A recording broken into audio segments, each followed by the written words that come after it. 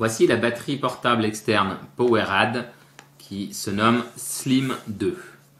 Donc on va procéder au déballage.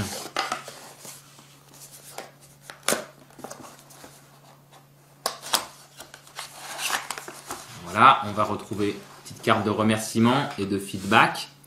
À l'intérieur, nous avons la batterie mobile à proprement parler, le câble de recharge pour recharger la batterie et puis le mode d'emploi. Mode d'emploi disponible uniquement en anglais. Cela étant, je vais vous donner les quelques informations pour vous en servir. Alors, voici la batterie.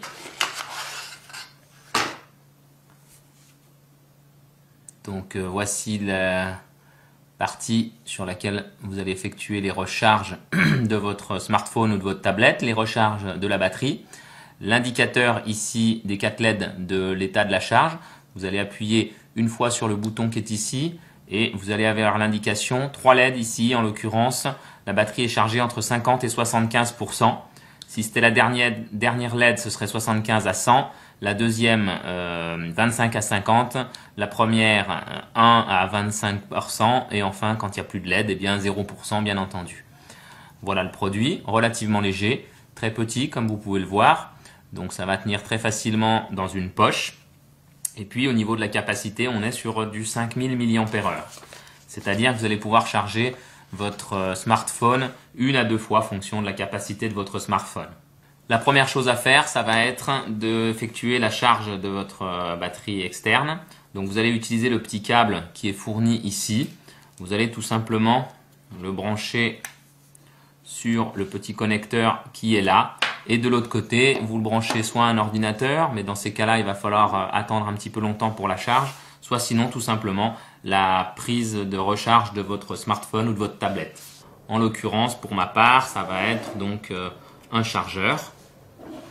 Et puis vous avez l'indication ici de recharge, donc on voit ici que seule la dernière LED clignote, puisque comme on avait dit tout à l'heure, on avait une charge entre 50 et 75. Là, une fois que cette diode s'arrêtera de clignoter, et bien tout simplement on sera chargé à 100%.